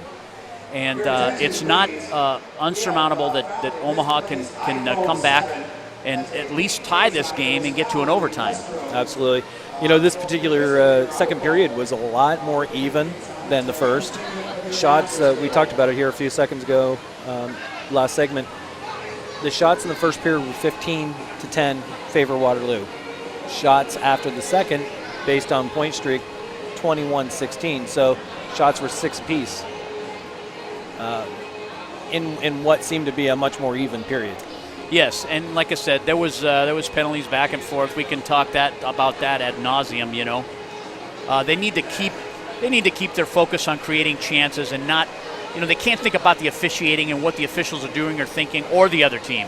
They have to stay focused on what they need to do, and that's creating offense. It is, and from I guess my take, the Omaha team really hasn't taken advantage of or played the way they played yesterday. I get it, much different team, you know, Mohawks versus the Warriors, but how we normally play, we're not playing.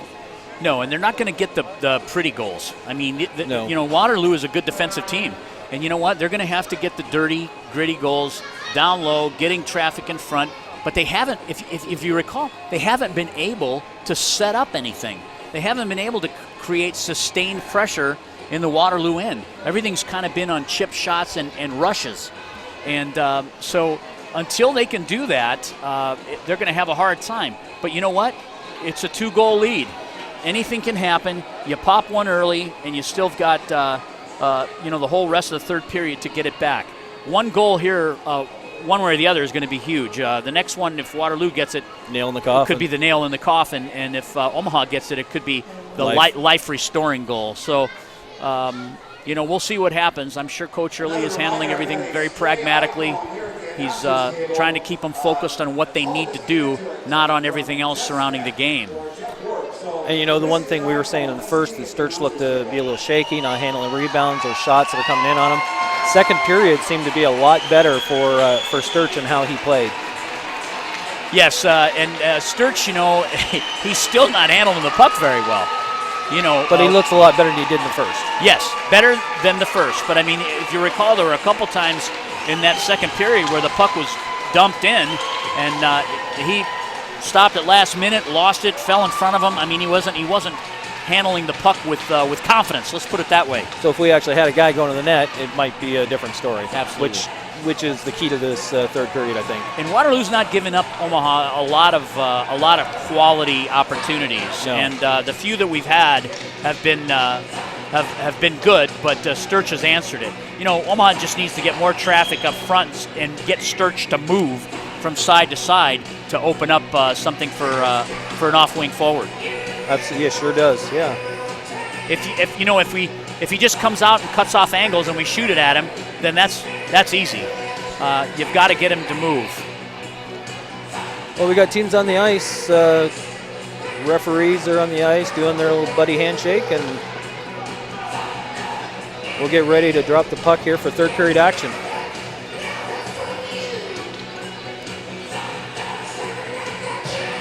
Both teams out, officials at center ice.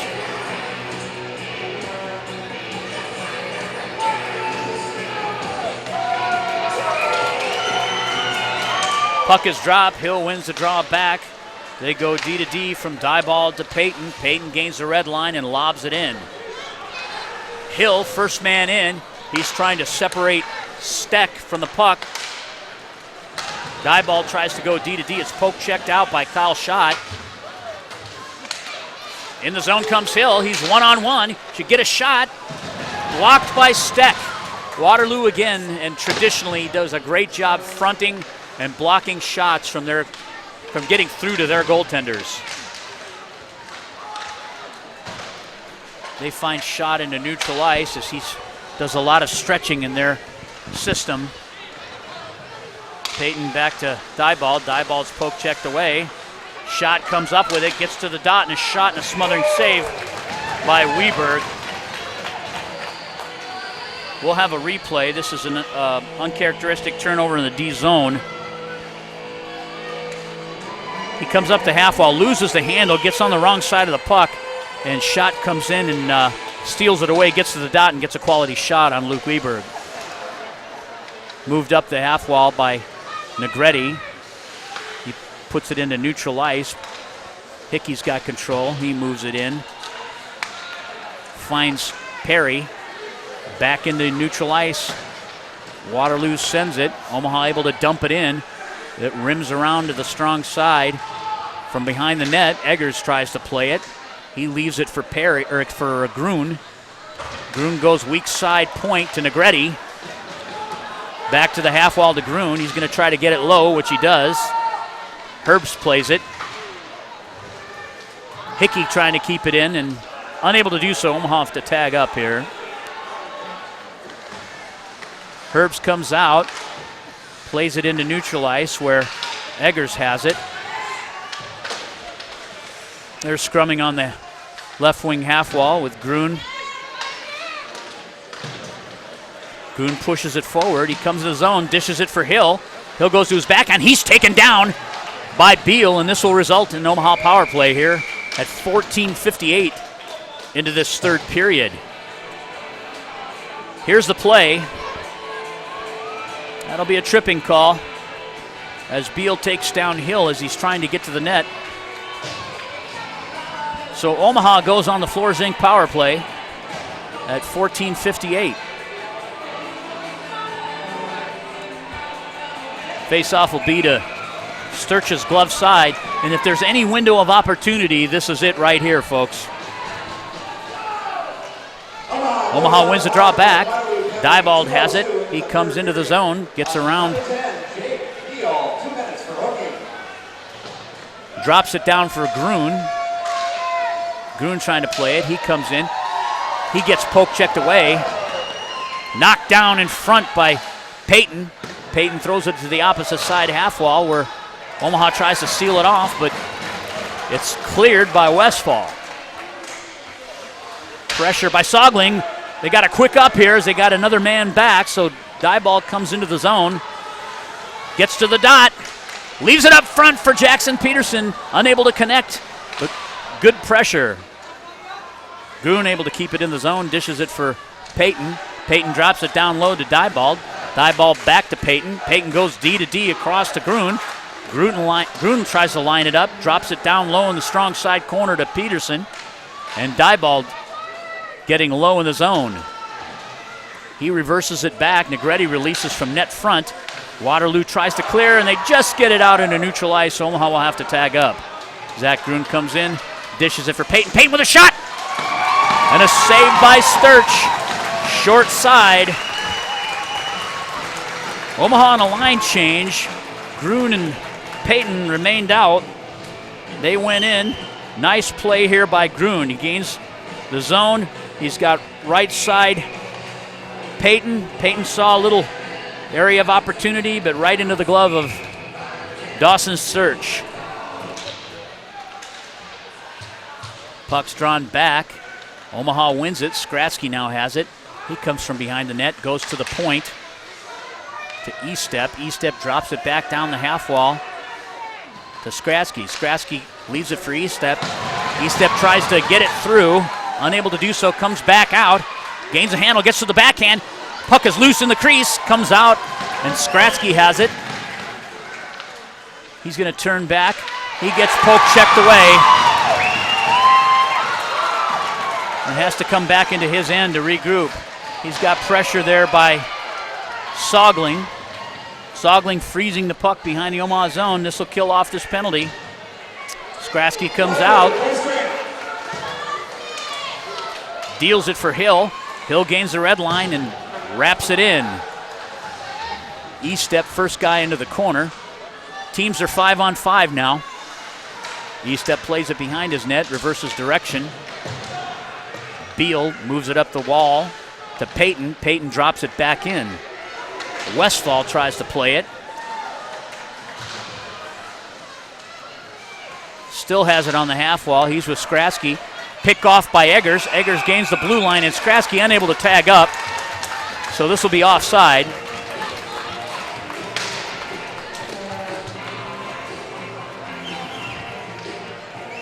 Just outside the defensive zone for Waterloo, it's Larry Mercier on the right wing dot.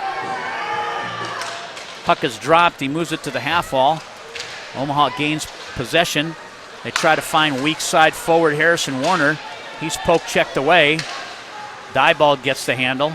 He comes in, protects the puck to his backhand side, moves it up for Payton. Payton lays it into the zone. Peterson able to keep it in as a clearing shot goes off his chest, comes down low and moves it to the opposite side. Warner there showing a burst of speed. Peterson trying to corral the puck. Diebold gets it. He comes in. He gets to the dot. Shot. And off a apparent Waterloo defender. Leaves the playing surface. We'll have a face-off. 11:51 left in this third period.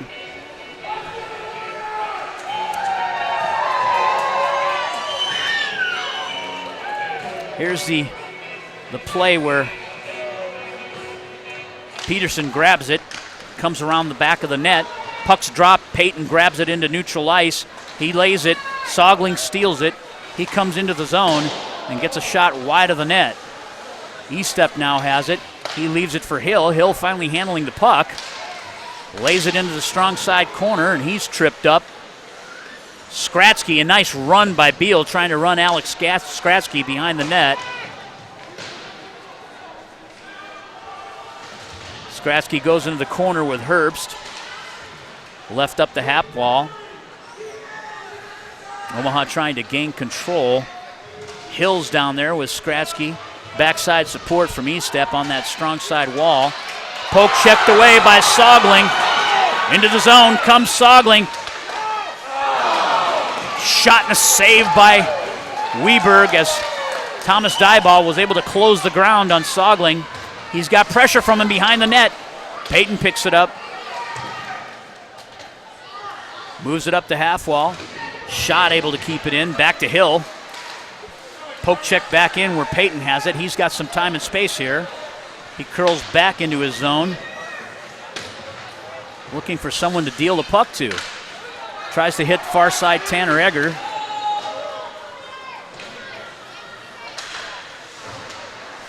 Out of the zone comes Skratsky. He finds Perry. Perry coming down the right wing side. Gets a shot and a kick saved by Sturch. Perry goes down behind the net. Puck comes to off the half wall from Tanner Egger. And Zach Grun with a good shot and a smothering save by Dawson Sturch. 10:06 left. Here it comes off the half wall. Or no, this is the opposite play. Comes down. This is Sogling. He gets that shot. Diebold able to close the gap on him. Perry on this face-off. Right wing dot. Drops it back to Degnan. Degnan tries to get it through. Back to the point. Gets it down low, net front. Smith plays it out. Back to Hickey. And a shot, a loose puck! And it's still loose! Sturch overextended. The puck is loose behind the net. Perry's on it.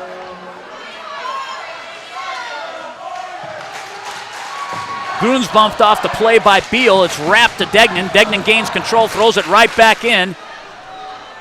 Comes over to the other side. Hickey able to play it in.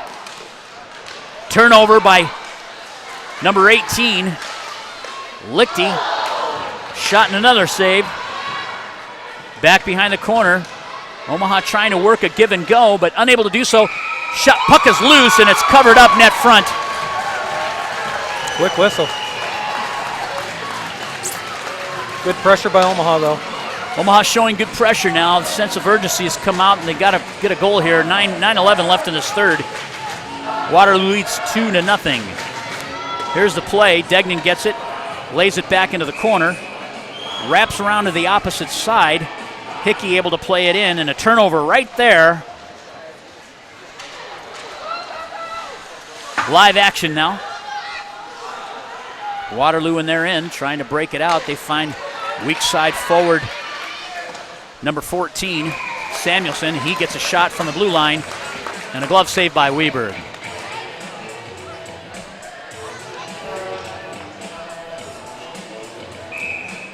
This face-off, Larry Mercier takes the draw. Here's a replay. There's that loose puck in front. Sturch is out of position. Omaha unable to capitalize. They're going to redrop this puck here. Glove side. Herbst on the face-off. Right wing circle.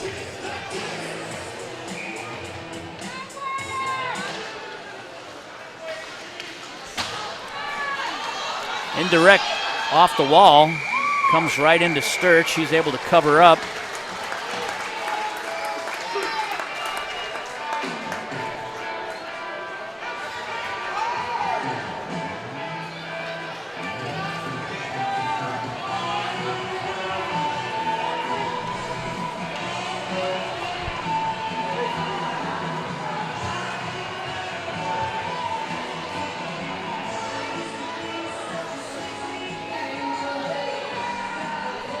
Looks like Hill's getting a verbal tongue lashing, and the official demanded that he come here.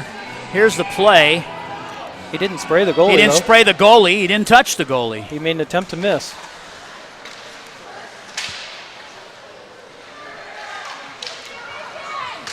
You know, the quickest way to a player's heart is when a referee makes demands and demeans the player while he's on the playing surface. But if the player were to be the other way, they'd be in the box. Well, of course. He'd be out of the game or a 10-minute misconduct. Funny how those rules work. Puck comes behind the net, played by Mercier, moves it up to Peyton. Peyton back down low. Tries to find Walters behind the net.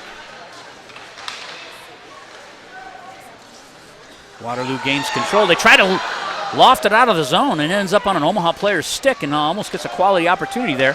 Cross to Diebold. Diebold with a shot and a score! From the point, Thomas Diebold lights the lamp at 7:54. So Omaha is within one. They finally beat Dawson Sturch on a nice play from the point. Is that Cody Walters that might have been a redirect? There's Walters with the puck. He cross ices it to Diebold. Diebold takes 2 steps and a shot. And it looks like it was redirected by, it wasn't Walters. Larry Mercier redirects the puck past Dawson Sturch, and Omaha's back in it. An even strength goal, 9:06 into the third period. Credited to number 18, Larry Mercier. With an assist to number 2, Thomas Diebold. Omaha, even strength goal. There you have it, folks. Great play by Cody Walters out of the strong side corner to find Diebold. Diebold gets a shot through and redirected by Mercier. Walters should have got a second assist on that, or he was the first pass out. So it should have been Walters to Diebold, and the score was Larry Mercier. I think they're trying to sort this out, maybe.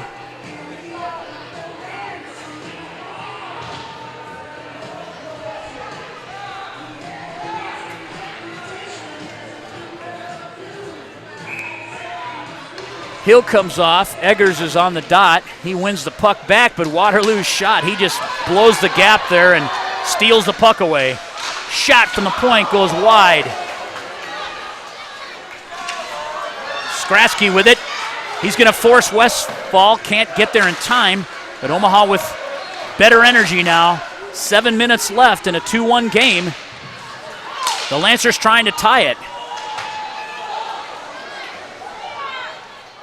Waterloo trying to break out into neutral ice. Kyle Schott's going to see a lot of ice time now. He's stripped from the puck. E-step, tries to wind up, and he's poke checked away. Schott now has it, coming back the other direction. And a good shot from the blue line is smothered by Luke Weberg. 6:54 left in this third period.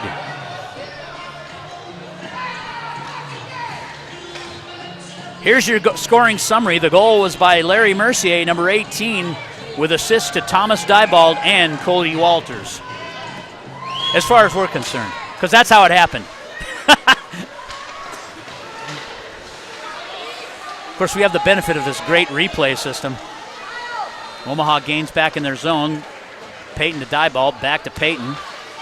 Peyton gains the blue line, gets to the red line, gets around number 34, Cowell.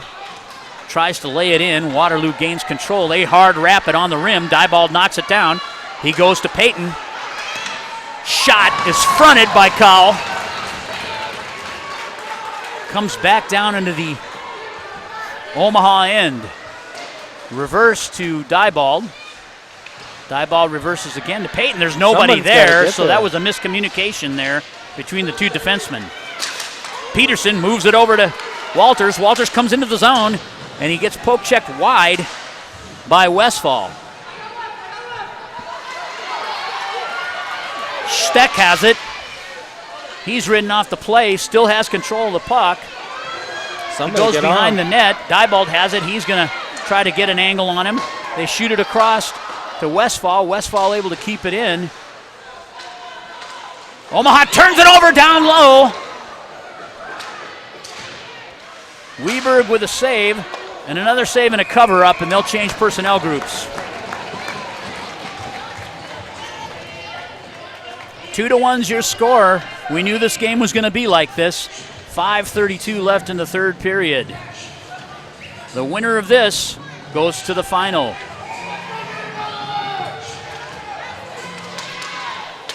Face-off, played by Mercier. Pushes Beal off the face-off circle. Smith able to throw it back in. Degnan has it. He comes into neutral ice. He's got some skating room. He gets around Kyle Schott. Oh, that's Hickey. Hickey comes in. He gets a shot and a glove save.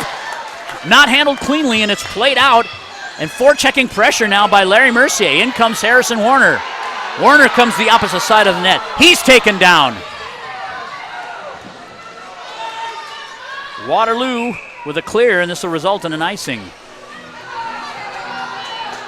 4:58 left in this game.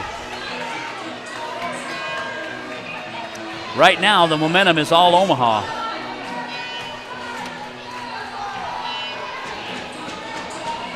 If this game is tied after 3 periods, sudden death overtime, 10-minute OTs until a winner is declared.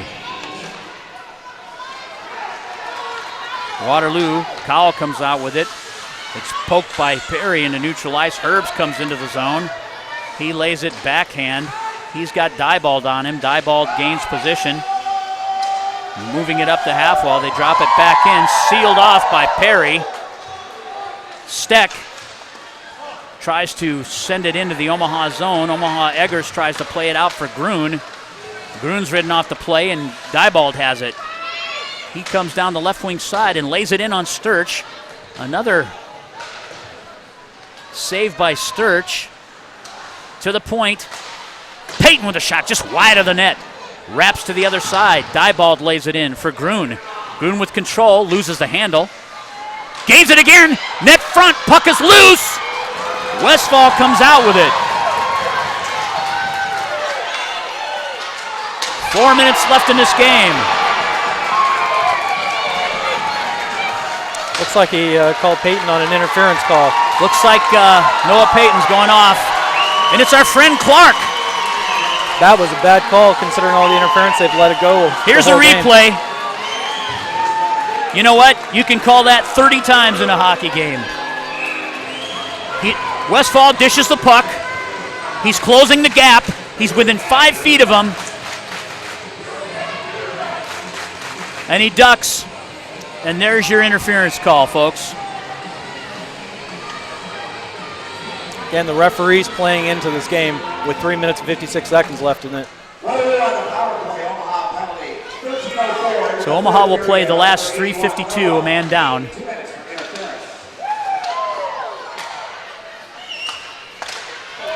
Redirect in front, Weberg with a save.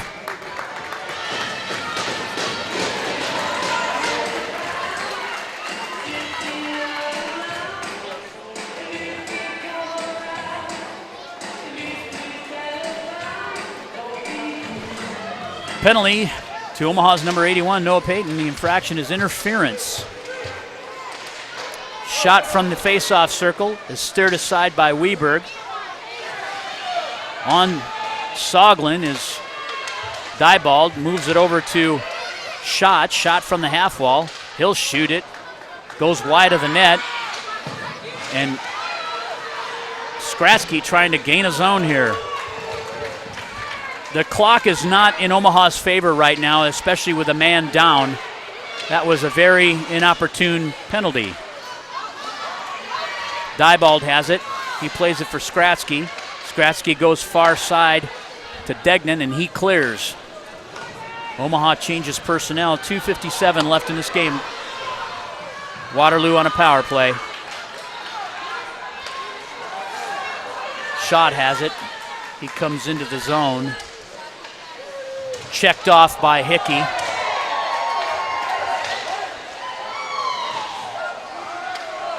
I don't know, Mike, the last time I checked, hockey was a collision contact sport. Waterloo fumbles the puck at the blue line. They drop it in low for Herbst. Herbst is played off by, I believe that's Negretti. Joe Negretti. Shot comes out. He tries to feed across to Samuelson back to the point. Steer aside by Weberg, almost clips the official in the corner.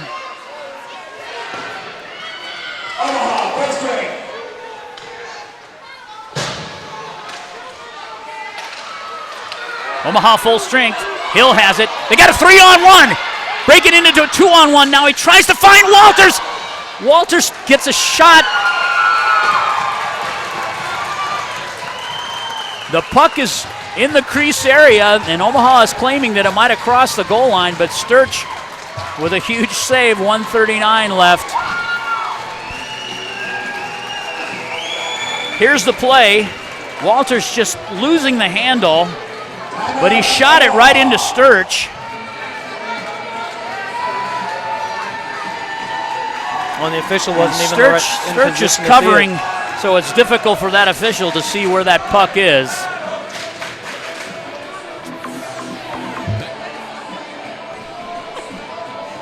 Timeout is called with a minute 39 left, I believe, in this game.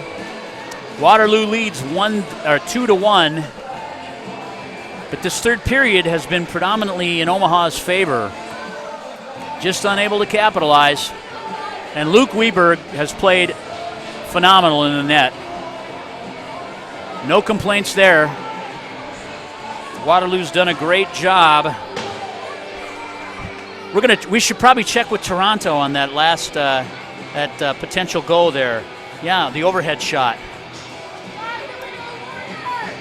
Gosh, I wish they would keep up to putting shots up so we can keep in-game stats. Yeah, it's hard to update everybody on what's going on. They update at the end of the game, which is no good to anybody that's watching the game. Right. I don't know if that's inability to due to technology or limitations. Hard to say. Of the people, I mean. Yeah, oh, yeah. Because we have technology upstairs. Weberg's been pulled. Omaha has a sixth attacker. Jackson Peterson on the faceoff. Diebold gets control, goes into the corner. Westfall has it. He's going to try to ring it out. It goes to Walters. Walters loses the handle. He's trying to gain it back. Plays on the wrong side of the puck. Moved over to Skrasky. Skrasky gains the blue line. He's rubbed off the play. Payton tries to keep it in. Skrasky to Diebold. Diebold's got two steps. Great play by Schott. Poke checking away from Diebold. And that shot goes wide of the net. Payton able to keep it in. Minute 3 left. Waterloo able to clear with a minute left in this period. Diebold comes out. He's coming into the zone. He's got great speed. He crosses that red line. Gets by Kyle Schott. And is poke checked away. Still has control. Puck is left net front. Kyle Schott goes down. Puck moves to the point. Payton has it. Weak side to Walters. Walters shoots wide of the net. 37 seconds left.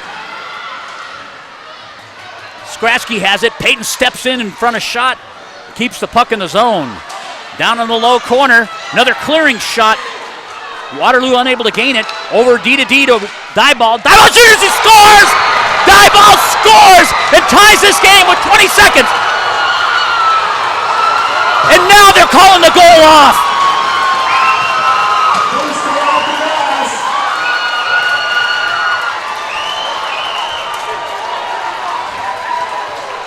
I'm going to let him have it. Diebold scores. Clear shot from the point. Beats Sturch. No interference.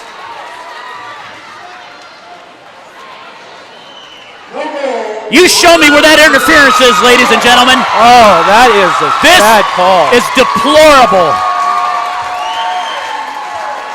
Worst officiating we've seen in this tournament. That was a clean goal that went clean straight goal. through. There's nobody in front of Sturch. Beats him cleanly for the tying goal, and now the goal is disallowed. I guess it just wasn't meant for Omaha to be in this game. Oh, wow. Sickening.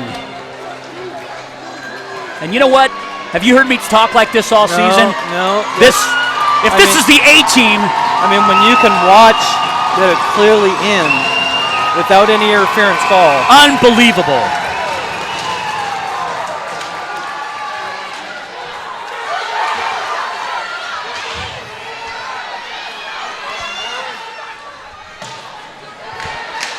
Omaha gains control. 8 seconds left in this game. Puck comes out into neutral ice. Diebold has it, tries to lay it in, and that'll end this game.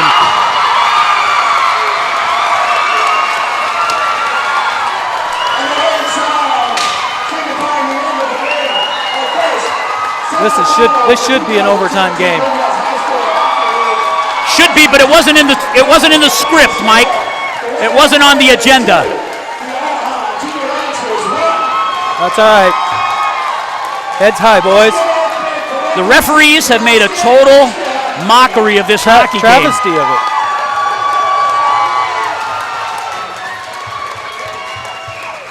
The 2-for penalty, the goal called off, and now they're still trying to showboat it. Terrible. Terrible. Well, let's wrap up here tonight. Waterloo Warriors win, 3rd seed over the Omaha Junior Lancers, 2-1. Tomorrow morning, 9 a.m. for 3rd place game. The loser of the Capitals of Sioux City will play Omaha in the consolation game at 9 a.m. So we'll see you back here tomorrow morning. We're signing off. Thank you very much for listening and watching. Omaha Junior Lancers Hockey would like to thank our sponsors this season. This Omaha Junior Lancers Hockey webcast is brought to you by Associated Fire Protection, total fire protection for business and industry. Floors Inc., commercial flooring in Lincoln and Omaha. Online at floorsinc.net. Holiday Inn Express, 7306 Q Street in Ralston. Insure Active, making insurance decisions easy. Call 866-267-6507 or visit insureactive.com. Midland University, your collegiate hockey career starts here. Visit midland.edu or midlandathletics.com. Play It Again Sports in Canfield Plaza. Trade up and save. The Explosive Edge, maximizing athletic performance. Visit explosiveedge.com, the official strength and conditioning coaches of Omaha Junior Lancers High School Hockey. Thanks to all the sponsors of Omaha Junior Lancers High School Hockey.